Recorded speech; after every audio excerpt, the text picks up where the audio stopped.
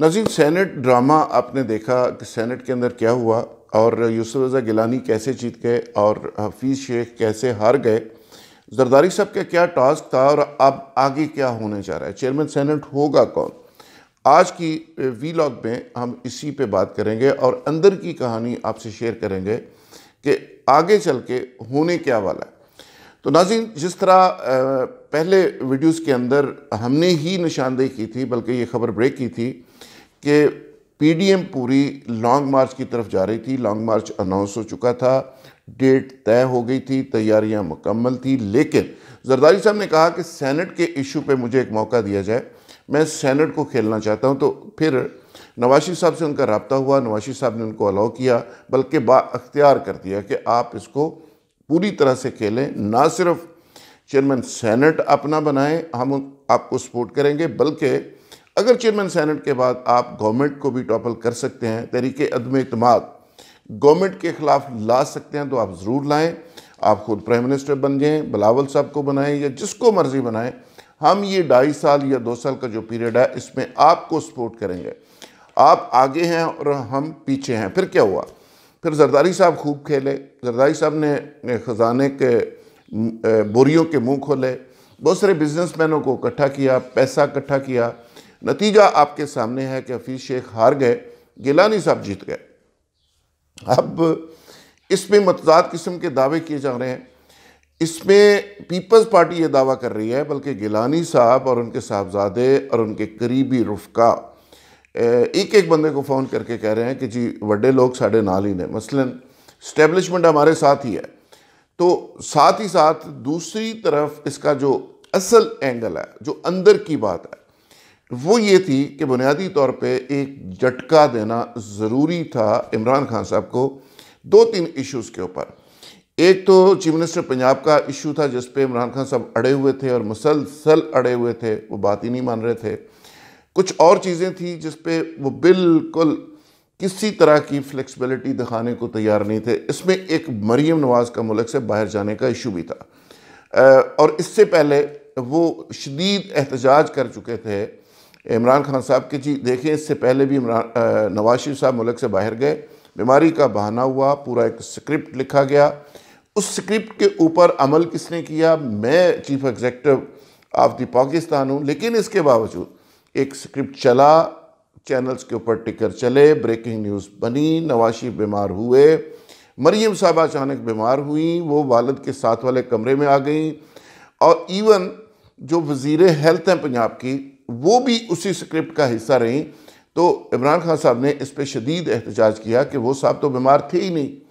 اور بیماری کا ایک پورا سکرپٹ بنا کے نواز شریف صاحب کو یہاں سے نکال دیا گیا،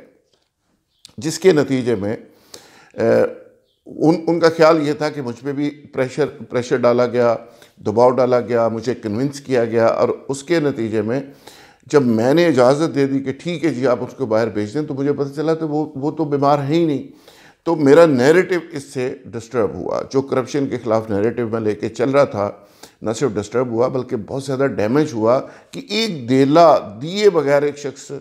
بیماری کا بہانہ کر کے ملک سے باہر چلا گیا۔ اور اس کے بعد بہت ساری اور کہانیاں تھیں۔ مریم صاحبہ کا ایشو تھا کہ مریم صاحب کو باہر جانے دیا جائے، اس پہ وہ فلیکسیبل نہیں ہو رہے تھے۔ نواز شریف صاحب کے ایشو پہ احتجاج تھا،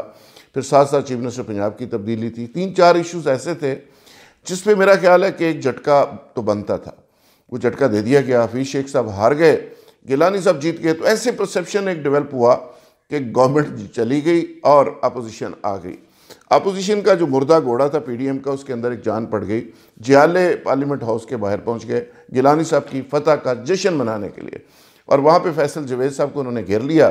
اور جو سین آپ نے دیکھا وہ یہ تھا کہ جیالے پریکٹیکلی یہ سمجھ بیٹھے کہ اب گیلانی صاحب کے جیتنے کے بعد گورنمنٹ پہ شاید ان کا قبضہ ہو گیا۔ لیکن پھر 24 گھنٹے کے اندر اندر کیا ہوا؟ اگلے ہی روز تحریک عدم اعتماد جو ایک دن بیچ میں تھا، دوسرے دن وہ ہونی تھی، اس کے اندر پھر زور لگایا گیا۔ پھر عمران خان صاحب آن بورڈ آ گئے انہی دوستوں کے ساتھ جن دوستوں سے ان کی ناراضگی تھی۔ پھر تحریک عدم اعتماد کو بھرپور طریقے سے سپورٹ کیا گیا اور عمران خان صاحب نے اعتماد کا ووٹ لے لیا۔ بلکہ 176 ووٹوں سے وہ پرائم منسٹر بنے تھے، 178 ووٹ ان کو مل گئے، 2 ووٹ بڑھ گئے، اپوزیشن نے بائیکاٹ کیا۔ تو اس کے نتیجے میں وہ جو پرسیپشن بنی تھی کہ پی ڈی ایم کے اندر جان پڑ گئی مردہ گھوڑے میں، گورنمنٹ جا رہی ہے، تحریک عدم اعتماد آ رہی ہے، عمران خان کہیں کھڑے نہیں ہیں، کہیں نظر ہی نہیں آ رہے، تو وہ ساری پرسیپشن الٹ ہو گئی کہ عمران خان صاحب نے تحریک عدم اعتماد کا جو راستہ تھا نہ صرف وہ روکا بلکہ اعتماد کا ووٹ لے لیا۔ اعتماد کا ووٹ لینے کے بعد پرائم منسٹر کو ایک نئی طاقت مل گئی۔ یہ طاقت کہاں سے ملی؟ یہ اندر کی بنیادی طور پہ کہانی ہے جو میں آپ سے شیئر کرنا چاہ رہا ہوں۔ اور آگے اس اعتماد کے بعد، اس سپورٹ کے بعد جو کہ اعتماد کا ووٹ ان کو ملا پرائم منسٹر کو، اس کے بعد چیئرمین سینٹ کا جو معاملہ ہے وہ